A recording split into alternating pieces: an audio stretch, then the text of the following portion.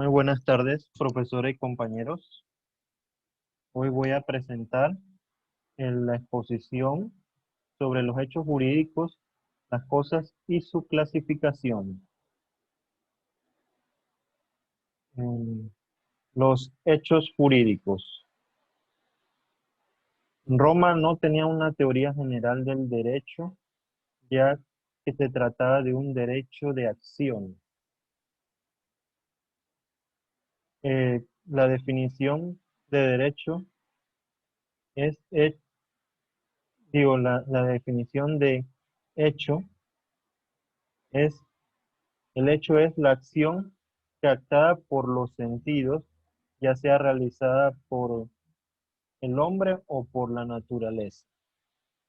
Las clases de hecho eran los hechos que le interesan al derecho y los hechos que no le interesan al derecho. Los, las clases de hecho eran los hechos que le interesan al derecho y los que no le interesan. Los hechos que le interesan al derecho se denominan o se llaman hechos jurídicos. ¿Cómo se producen? Se producen naturalmente o por la voluntad del hombre. Los hechos realizados por la voluntad del hombre se llaman actos jurídicos. Bien, los actos jurídicos se pueden clasificar o dividir en actos lícitos, vamos a buscarlo, actos lícitos y actos ilícitos. Los actos lícitos son los que van de acuerdo a la norma, o sea, actos que se realizan de acuerdo con el orden jurídico, y los actos ilícitos son actos que vulneran los derechos de las personas. Ahora voy a hablar sobre la clasificación de los hechos jurídicos. Los hechos jurídicos se clasifican en 12. Cada uno de estos tiene una contraparte. Los hechos unilaterales dependen de la voluntad de una persona. Por ejemplo, los testamentos y las donaciones. La contraparte de los hechos jurídicos unilaterales son los hechos jurídicos bilaterales. Los hechos jurídicos bilaterales dependen de la voluntad de dos o más partes. Por ejemplo, la compra y venta y la locación. Los intervivos son hechos jurídicos que se efectúan en vida, y la contraparte de este sería el mortis causa, que después de morir se hace eficaz el acto realizado en vida. Ejemplo, el testamento. Después están los formales, los hechos jurídicos formales. Es, es cuando hay una forma exigida por el ius o la norma.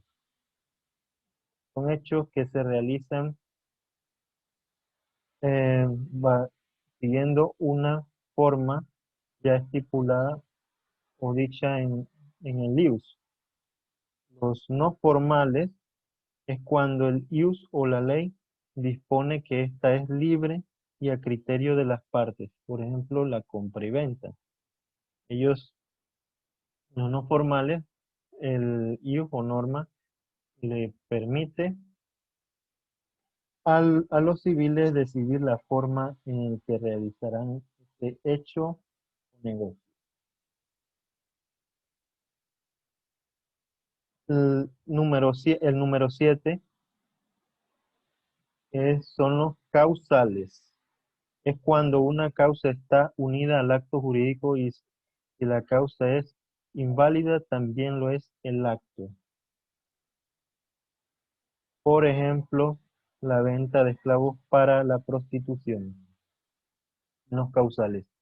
Y si no se dice para qué va a ser eh, vendido o para qué va a ser comprado, entonces esa compra es inválida, ya que la causa va unida al acto. Los abstractos es la contraparte, el contrario de los causales. Los abstractos es cuando el acto es independiente de la causa. Ejemplo, un contrato verbal abstracto. Bien, ahora vamos a hablar de los hechos jurídicos onerosos. Los, los onerosos persigue un crédito patrimonial en virtud de la prestación. Esto, por ejemplo, puede ser cuando un banco le presta dinero a una persona, entonces la persona está obligada a pagar eh, cierta cantidad de dinero adicional por la prestación que le hizo el banco.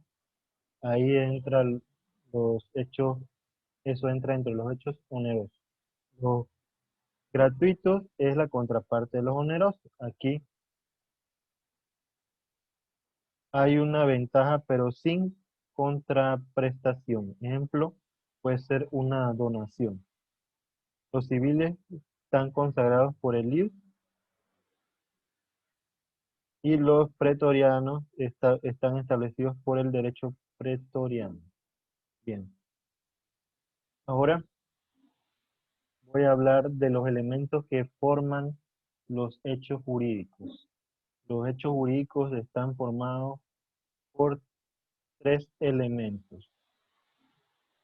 Son los esenciales, los naturales y los accidentales. Los esenciales son elementos propios de su naturaleza esencial, sin el cual es nulo el acto jurídico.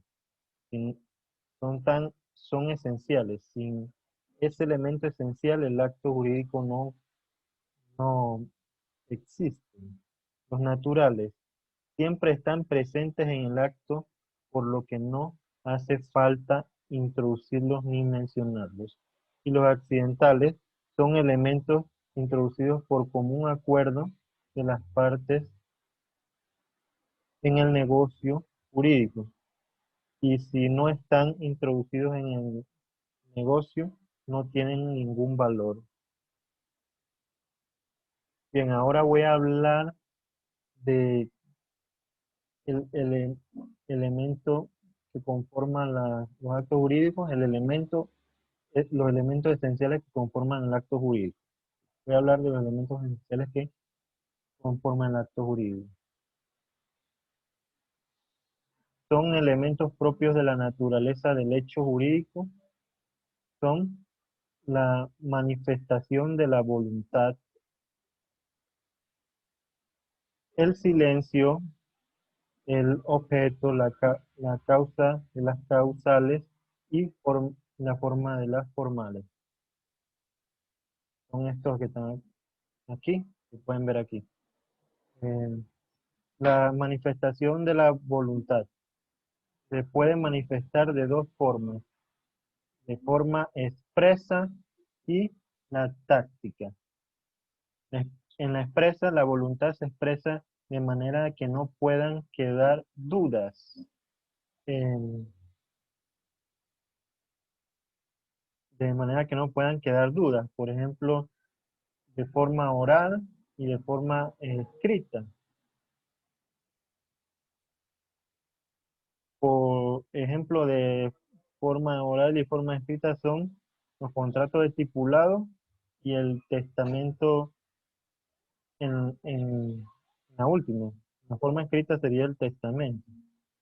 En la táctica se expresa por signos que hacen presumir que la persona ha manifestado su decisión, su voluntad de aceptar, eh, aceptarlo. Ejemplo es el heredero empieza a administrar su herencia. Ahí el heredero manifestó su voluntad por medio de acciones. Esas acciones son los signos que presumen la voluntad de esa persona.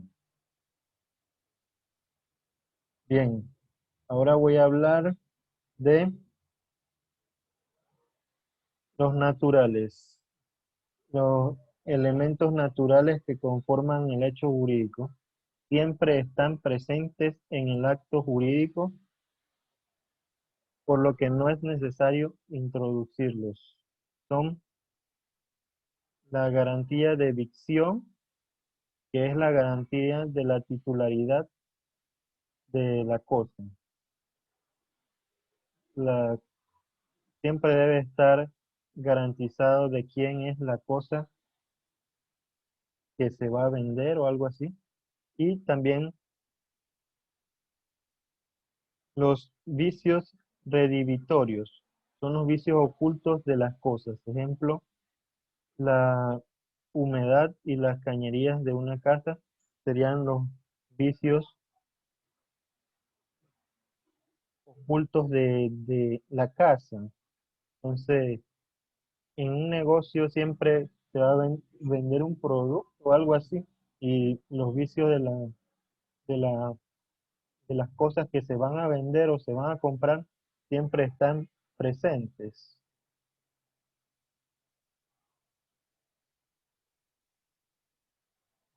Ahora voy a hablar sobre el elemento, mm, el elemento del hecho, los elementos del hecho jurídico accidentales. Los elementos accidentales del hecho jurídico son varios. Voy a empezar por la condición. La condición es la declaración accesoria de la voluntad de la que depende el nacimiento o cesión de los efectos del negocio. Los tipos de condición son suspensiva y resolutoria. La suspensiva nace el acto y la condición se cumple, y si la condición se cumple, se produce un efecto jurídico. En la resolutoria es cuando nace el acto y la condición se cumple, y si la condición se cumple, se resuelve el negocio. Ahora voy a hablar de los efectos, de los efectos en la condición, efectos de la condición. El primer efecto es si no se, que si no se ha cumplido, se produce la expectativa de que se cumpla la condición. Si no se ha cumplido, tienen la expectativa de que se cumpla la condición.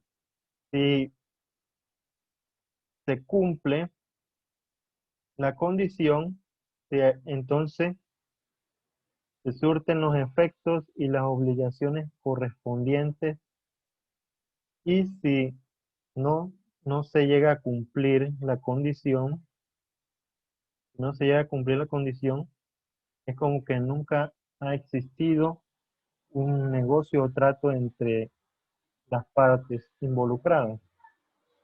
Las causas de la condición: causales, potestativas y mixtas. Son estas tres: causales, potestativas y mixtas. Las causales dependen de un acontecimiento extraño a la voluntad. Las potestativas dependen de la voluntad de las partes. Y la mixta depende de un acontecimiento extraño y también depende de la voluntad de las partes.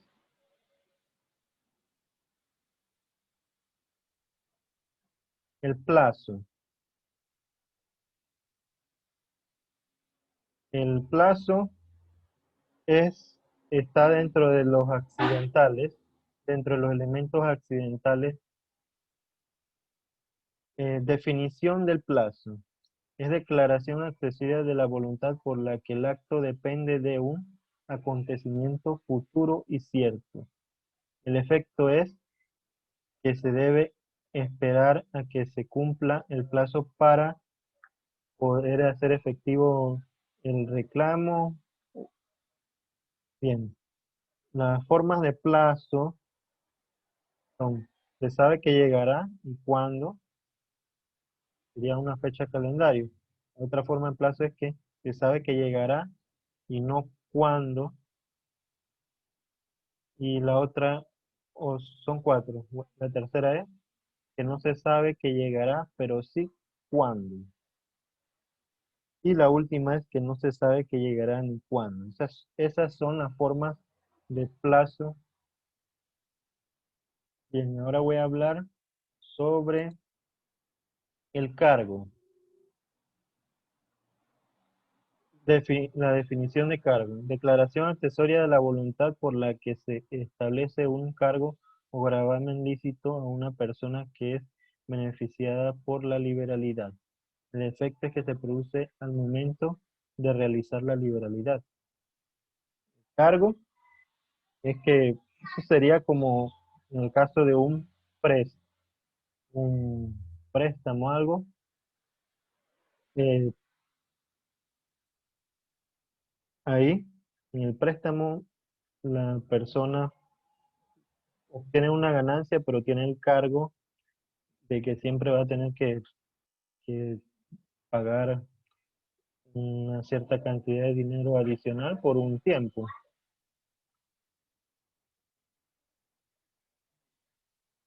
Eh, Ahora voy a hablar sobre los vicios de la voluntad. Voy a hablar sobre la definición de los vicios de la voluntad. Es cuando no concuerda la manifestación de la voluntad interna con la manifestación de la voluntad externa que se producen los vicios. Los vicios de la voluntad pueden ser conscientes y pueden ser inconscientes. Los vicios conscientes son de dos tipos, son la simulación y los negocios jurídicos realizados con el mínimo de broma, con ánimo de broma. Los vicios inconscientes pueden ser de tres clases. Los vicios inconscientes de error, los vicios inconscientes de derecho y los vicios inconscientes de dolo. En el error,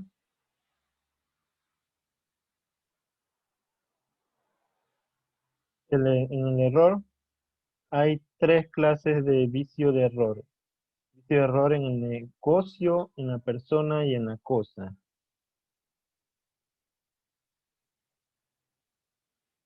En el, en el negocio se realiza un préstamo y se cree que es una donación.